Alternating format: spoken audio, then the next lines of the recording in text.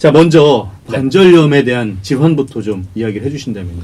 관절이라는 것은 뼈가 만날 때는 뼈끼리 충돌하면 안 되니까 네. 활액이라는 것이 미끌미끌한 액체가 있고요. 연골이 또 존재하게 되죠. 연골과 연골끼리도 너무 마찰이 일어나면 안 되기 때문에 연골 면에서는 점액이 분비가 됩니다. 요 장치를 합쳐서 관절이라고 하고 그 사이에 염증이 발생을 하면 관절에 나타나는 모든 염증 반응을 관절염이라고 합니다.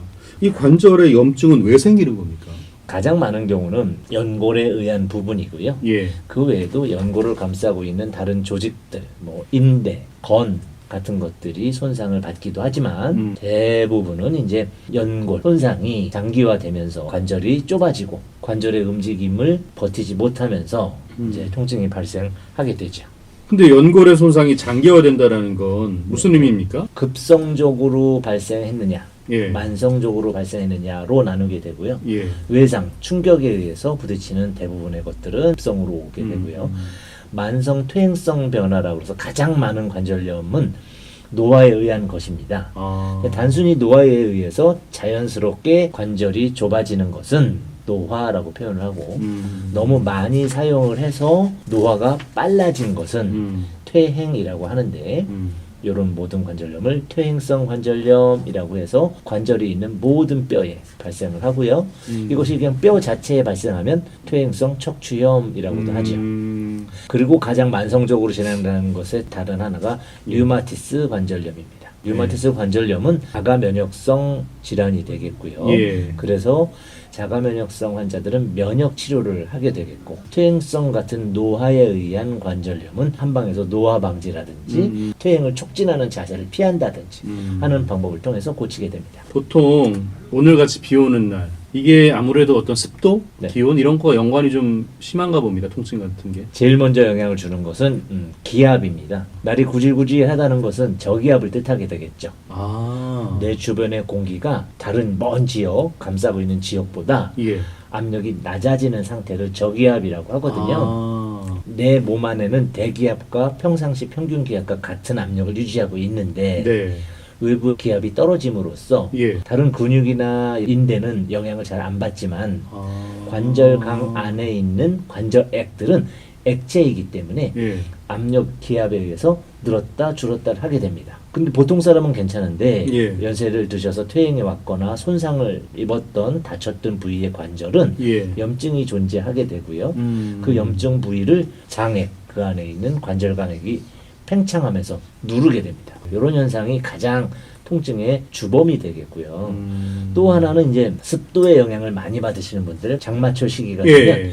대기 중에 습도가 뭐 80%, 90%를 확확 그렇죠. 넘어가거든요. 그렇죠. 그럴 때 사람 몸의 컨디션 좋은 습도는 50% 정도라고 하거든요. 외부의 습도가 90%라면 내 몸에 있는 수분이 날아갈 여지가 없고요. 예. 평상시에는 모공을 통해서 습기들이 날아가거든요. 습도가 높은 날만 되면 내 몸에서 많이 나가던 분이 예. 못 나갑니다. 외부 습도가 높으니까 내 몸 안에서 50%에서 90%는 안 가잖아요.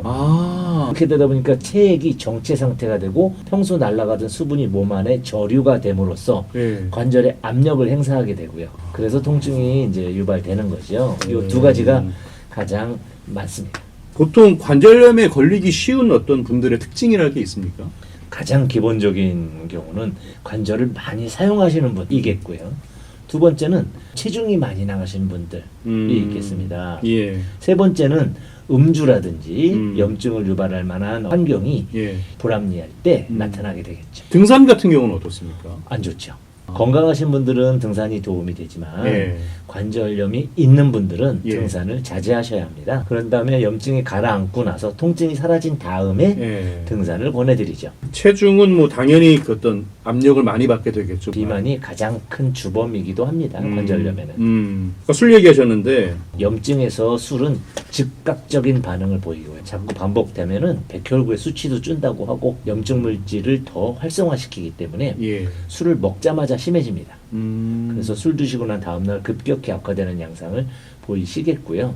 흡연은 이제 만성적으로 장기간 담배를 태우게 되면 폐의 활성이라든지 여러 가지 면역 상태 기능을 떨어뜨리기 때문에 관절염에 나쁜 영향을 준다라고 연구 논문이 나와 있습니다.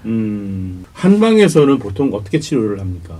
그 말씀드린 원인을 구분합니다. 비만인 경우에는 체중 조절을 일단 중요하게 생각하고요. 그리고 습관적인 음주인 경우에 음주를 끊게 하면 되지만 이제 예. 그거보다 더 근본적인 방법은 이제 관절 강화죠. 서양의학에서 하는 방법들은 대부분 이제 진통제, 소염제, 항생제 같은 예. 면역 억제 시스템으로서 즉각적인 진통 효과를 보이기 때문에 예. 급성기에는 양약을 선호하시고요. 면역 상태를 올려서 예. 또는 연골을 재생시킨다든지 또 연골뿐이 아니고 주변을 감싸고 있는 근육을 강화시켜주는 그런 약들을 사용해서 치료하게 됩니다. 관절염 환자분들 악화되지 않도록 하기 위해서 네. 스스로 어떤 관리 방법이 있어야 될 것 같아요.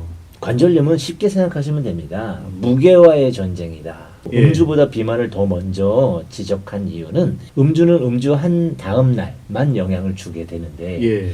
비만은 그 늘어난 체중을 가지고 계속 그러네요. 하중을 받거든요. 그래서 그렇군요. 나쁘다고 합니다. 내 몸에 하중을 많이 줄 수 있는 비만을 먼저 해결하시는 예. 그런 방법. 그리고 또 뼈가 하중을 이길 수 있게끔 칼슘이라든지 등푸른 생선이라든지 또 이제 비타민 같은 것들 많이 공급해 주시는 것이 식생활에서 중요하겠고요.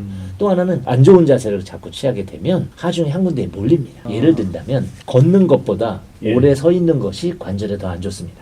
걷게 되면 앞발로 갔다 뒷발로 갔다가 왔다 갔다 하게 되는 반면 예. 서 있게 되는 것이 관절에 더 큰 무리를 주는 것이죠. 오랜 시간 서서 일하는 분들이 또 있잖아요. 그렇습니다. 이런 분들한테는 어떤 스트레칭이나 좀 이런 게 좀 필요하겠습니다. 그러면. 관절염에 가장 좋은 것은 운동보다도 예. 스트레칭이라고 합니다. 아, 그래요? 예. 운동 같은 경우에도 먼저 하중이 없는 운동을 하셔야 되겠죠. 이제 걷는 것보다도 더 좋은 것은 자전거 타기라고 하는 것은 사람의 체중이 걸을 때 사람 몸에 대략 2.8배 정도 하중이 옵니다. 내가 50kg라고 50kg, 100kg라고 100kg라고 오는 게 아니고 예. 100kg인 분들이 걸어갈 때는 내 무릎 관절에는 280kg 정도의 하중 부담이 있고요. 그것을 등산하면서 내려올 때는 무릎 관절에 5.78배의 하중이 오고요. 등산을 올라갈 때는 3.2배 정도 온다고 하거든요. 그래서 체중의 부담을 줄여주는 운동이 뭐가 있겠습니까? 자전거와 수영이죠. 물속에 부력으로 떠 있고 자전거 안장이 상반신을 받쳐주고 있기 때문에 그 두 가지 운동을 가장 권해드리는데 그것에 앞서서 이미 통증이 왔다면 말씀하신 스트레칭이 최고로 좋고요. 무릎을 풀어주는 스트레칭들, 일상적인 우리가 흔히 많이 하는 스트레칭은 네. 모두 좋습니다. 뼈 건강에 좋은 식단. 네, 칼슘이 많을수록 좋습니다. 견과류도 또 도움을 많이 주고요. 네. 오메가3 이런 것들이 좋겠고요. 그리고 이제 그 비타민류 중에서도 블루베리라든지 검붉은 과실류를 많이 드시게 되면 그 안에 있는 것들이 관절액을 생성한다든지 하는 데 도움을 많이 주게 되겠죠. 알겠습니다.